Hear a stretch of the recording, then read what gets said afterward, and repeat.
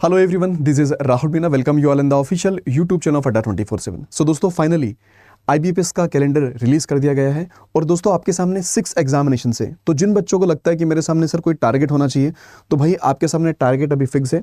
In target को आपको achieve करना है।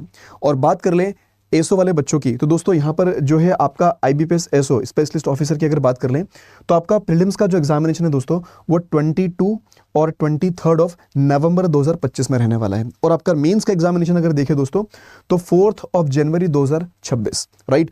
तो ये टारगेट को अचीव करने के लिए दोस्तों आपको प्रिपरेशन की जरूरत पड़ने वाली है ना। ये इसीलिए उन्होंने अभी तक अपना कैलेंडर बेसिकली रिलीज कर दिया इतने टाइम पहले, ताकि आपको अभी से अपनी प्रिपरेशन में लग जाना चाहिए, है ना।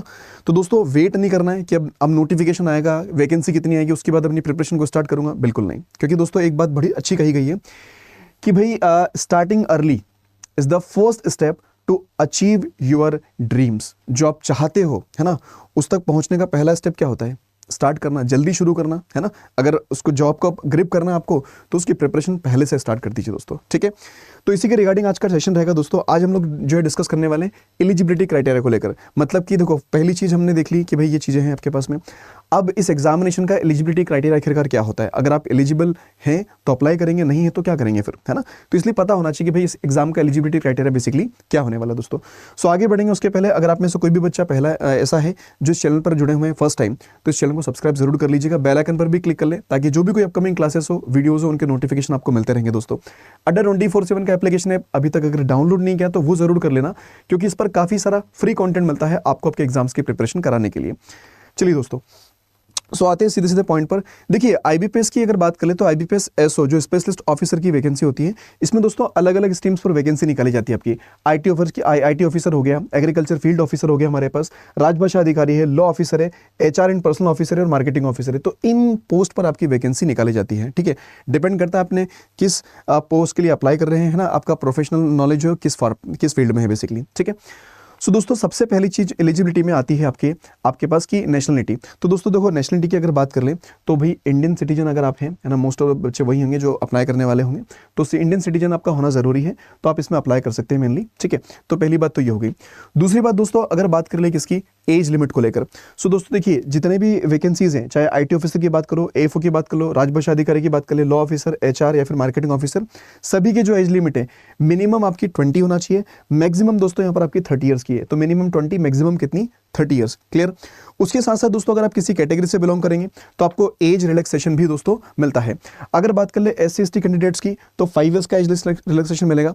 वहीं पर अगर दोस्तों हम लोग बात कर लें किनकी, अगर ओबीसी कैंडिडेट्स हैं, नॉन क्रीमिलियर, तो 3 साल का उनको मिलने वाला है। वहीं पर अगर बात करें दोस्तों पीडब्ल्यूबीडी कैंडिडेट्स हैं, है ना, तो उन्हें 10 ईयर्स का एज रिलैक्सेशन दोस्तों मिलता है। साथ साथ ही दोस्तों अगर बात कर ले एक्स सर्विसमैन की, तो इन्हें मिलेगा कितना, 5 ईयर्स का एज रिलैक्सेशन। साथ साथ ही अगर बात की जाए दोस्तों कि पर्सनल अफेक्टेड बाय 1984 राइट्स, तो इनको मिलेंगे दोस्तों 5 ईयर्स का एज रिलैक्सेशन, ठीक है। तो ये एज को लेकर बात क्लियर हो गई।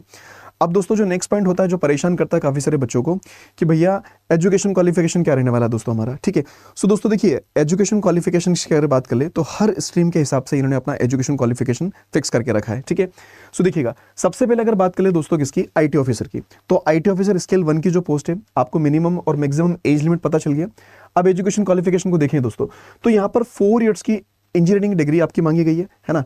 Technology degree in computer science, computer applications, information technology, electronics and telecommunications, है ना। उसके अलावा आपके पास में इलेक्ट्रॉनिक्स एंड इंस्ट्रूमेंटेशन, तो आप इसमें अप्लाई कर सकते हैं। या फिर आपने दोस्तों अपना पोस्ट ग्रेजुएशन कर रखा है, पोस्ट ग्रेजुएशन डिग्री आपने कर रखी है किसमें, इलेक्ट्रॉनिक्स एंड टेलीकम्युनिकेशन में, इलेक्ट्रॉनिक्स में एंड कम्युनिकेशंस के अंदर, है ना, या फिर कंप्यूटर साइंस के अंदर, इंफॉर्मेशन टेक्नोलॉजी के अंदर, या फिर कंप्यूटर एप्लीकेशंस में, तो भी आप अप्लाई कर सकते हैं आईटी ऑफिसर के लिए। या फिर दोस्तों आपने कर रखा है, ग्रेजुएशन कर रखा है पास्ड DOEECC से बी लेवल पर, तो भी आप लोग क्या कर सकते हैं, यहाँ पर अप्लाई कर सकते हैं आईटी ऑफिसर के तौर पे, ठीक है। तो ये बात ध्यान रखिएगा। उसके अलावा दोस्तों जो सेकंड पोस्ट होती है हमारे पास एग्रीकल्चर फील्ड ऑफिसर, एएफओ की, जो काफी सारे बच्चे प्रिपरेशन करते हैं, बहुत बड़ा क्राउड है एएफओ का। तो दोस्तों 4 ईयर्स की आपकी डिग्री होना चाहिए, है ना, आपका ग्रेजुएशन होना चाहिए 4 ईयर्स का। किसके अंदर बात कर लें तो दोस्तों यहाँ पर agriculture, horticulture, animal husbandry, vermiculture science हो गया आपके पास में, डेयरी साइंस हो गया, फिशरी साइंस हो गया, या फिर फिजिकल्चर हो गया आपके पास में, एग्री मार्केटिंग हो गया आपके पास में, in corporation, cooperations and banking and agro forestry, forestry, agricultural biotechnology, या फिर बीटेक बायोटेक्नोलॉजी आपने कर रखा है। फूड साइंस हो गया आपके पास, एग्रीकल्चर से बिजनेस हो गया मैनेजमेंट में, फूड टेक्नोलॉजी हो गया, डेयरी टेक्नोलॉजी हो गया दोस्तों, एग्रीकल्चर इंजीनियरिंग हो गया, सेरिकल्चर हो गया आपके पास में, और फिशरी इंजीनियरिंग। तो इतने से में कुछ भी आपने कर रखा, अगर 4 साल की डिग्री अगर आपने कर रखी दोस्तों, तो बिल्कुल आप एएफओ के लिए क्या कर सकते हैं, अप्लाई कर सकते हैं। यहाँ पर कोई भी परसेंटेज क्राइटेरिया इन्होंने फिक्स नहीं करके रखा है, ठीक है।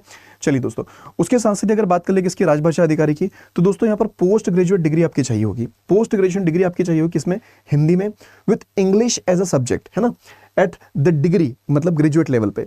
उसके साथ या फिर आपने पोस्ट ग्रेजुएट डिग्री कर रखी है दोस्तों संस्कृत में, with English and Hindi as subject at the degree, या फिर मतलब ग्रेजुएशन लेवल पर, राइट। तो ये बात ध्यान रखिएगा। तो राजभाषा अधिकारी के लिए आप लोग क्या कर सकते हैं, अप्लाई कर सकते हैं स्केल 1 के लिए। दोस्तों अगला है आपके पास में लॉ ऑफिसर स्केल 1। तो दोस्तों लॉ ऑफिसर के लिए अगर बात कर ले तो आपकी बैचलर डिग्री चाहिए किसके अंदर, लॉ में, है ना, मतलब LLB आपने कर रखा है, and enrolled as an advocate with bar council. तो अगर आपने इस तरह की कंडीशन से आपके पास डिग्री है तो बिल्कुल आप लोग क्या कर सकते हैं, अप्लाई कर सकते हैं लॉ ऑफिसर की वैकेंसी के लिए।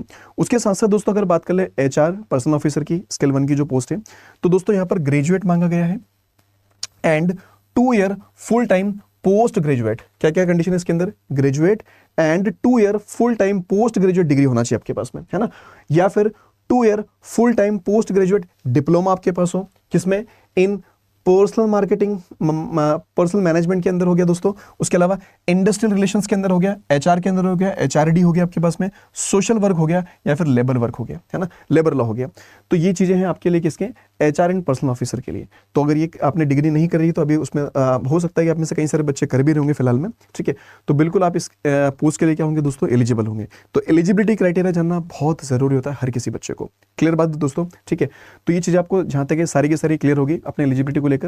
मार्केटिंग ऑफिसर की जहां पर बात करी जाए दोस्तों, तो ग्रेजुएट, है ना, and 2 year full time MMS marketing में आपने किया हुआ है, या फिर 2 इयर्स का फुल टाइम MBA आपने कर रखा मार्केटिंग कर, या फिर 2 इयर्स का फुल टाइम PGDBA में कर रखा है आपने, या फिर PGDBBA में कर रखा है, PGPM कर रखा है, या फिर PGDM with specialisation in marketing, ठीक है। तो दोस्तों ग्रेजुएशन के साथ साथ इनमें से कोई भी पार्ट आपने कर रखा है, बिल्कुल आप लोग क्या कर सकते हैं, अप्लाई कर सकते हैं इसमें, ठीक है।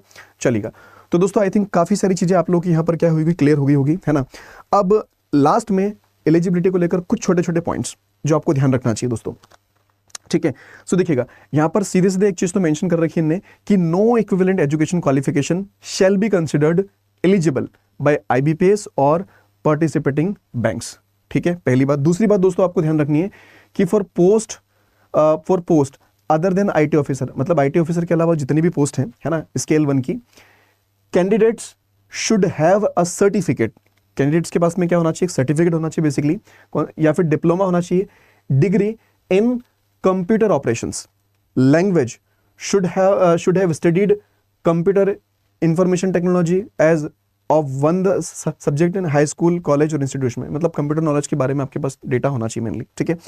उसके साथ साथ दोस्तों यहाँ पर एक और कंडीशन करी गई है कि जो कैंडिडेट्स हैं वो सिर्फ एक सिंगल पोस्ट के लिए अप्लाई कर सकते हैं, मल्टीपल्स के लिए आप लोग अप्लाई यहाँ पर नहीं कर सकते। तो इस बात का भी ध्यान रखें कि एक से ज्यादा पोस्ट के लिए आप अप्लाई इसमें नहीं कर सकते हैं, ठीक है। तो दोस्तों ये एलिजिबिलिटी क्राइटेरिया आई होप कि आप सबको क्लियर होगा, और जब नोटिफिकेशन नया वाला रहेगा उसमें और वहां पर अगर मान लो कुछ चेंजेस भी हुए तो वो उसके बारे में भी आपको अपडेट कर दिया जाएगा। इसके बाद भी अगर कोई डाउट्स आपके बनते हैं दोस्तों तो कमेंट बॉक्स में जरूर से आप लोग पूछ सकते हैं अपने डाउट्स को, अपनी क्वेरीज को। दोस्तों लास्ट थिंग होती है इसकी प्रिपरेशन को लेकर। तो दोस्तों प्रिपरेशन के लिए आप लोग अड्डा 24/7 के साथ जुड़ सकते हैं अभी से, राइट। सो दोस्तों उसके लिए करना क्या होगा आपको कि सर प्रिपरेशन हम किस तरह से कर सकते हैं। तो भाई देखो एक चीज होती है हमारे पास में क्या कि अगर आप लोग प्रिपरेशन जर्नी में जा रहे हो दोस्तों, तो एक चीज तो आपके पास होगी कि हम लोग सेल्फ स्टडी के थ्रू प्रिपरेशन कर लें या फिर किसी पेड बैच के साथ। तो दोस्तों पेड बैच के लिए आप लोग अड्डा 24/7 की वेबसाइट पर विजिट करो, है ना, फर्स्ट लिंक पर क्लिक करो और यहाँ पर ऑल कोर्सेज में जाकर लेफ्ट हैंड साइड को स्क्रॉल डाउन कर सकते हैं और रेगुलेटरी बॉडीज एंड पर क्लिक कर लें। यहां पर दोस्तों कई सारे बैचेस आपको नजर आएंगे, है ना। इसी में आपको IBPS SO भी नजर आएगा, IBPS SO पर क्लिक करें। और दोस्तों IBPS SO के लिए यहां पर कई सारे बैचेस आपको दिखेंगे अलग अलग, IT ऑफिसर का बैच हो गया, मार्केटिंग ऑफिसर का बैच हो गया, लॉ ऑफिसर का बैच हो गया, ठीक है। तो जिस किसी एग्जाम के लिए प्रिपरेशन करने वाले हो उसमें एनरोल कर लो, या फिर आप लोग को इनके अलावा भी मल्टीपल एग्जाम्स को कवर करना है तो सबसे बेस्ट ऑप्शन बनता है दोस्तों बैंक महापे प्लस, जिस पर डबल वैलिडिटी चल रही है फिलहाल में, है ना। तो इसके साथ में क्या कर सकते हो आप, नाबार्ड, सेबी, IBPS एसओ हो गया हमारे पास, RBA हो गया, सेबी हो गया, बहुत सारे एग्जाम को टारगेट कर सकते हो अगर आप चाहो तो आपको जाना है बाय नाउ पर। और दोस्तों रेफरल कोड जो लगाएंगे आप लोग, दैट शुड बी Y710, तो Y710 लगा दीजिएगा और इसमें आप एनरोल कर लीजिएगा, ठीक है। अब देखो एनरोलमेंट करना ना करना ये चॉइस आपकी होती है। अगर कोई बच्चा अभी से अपनी प्रिपरेशन को स्टार्ट करना चाहता है तो वो अपनी सिलेक्शन की तरफ एक कदम बढ़ाएगा। सबसे पहला कदम तो यही होता है कि सोर्स का सिलेक्शन करना, ठीक है। तो ध्यान रखिएगा कि रेफरल कोड आपको यूज करना है दोस्तों Y710 to get maximum discount on this batch. Clear है? चलिए तो आज के लिए इतने ही रखते हैं, मिलेंगे अगले सेशन में दोस्तों।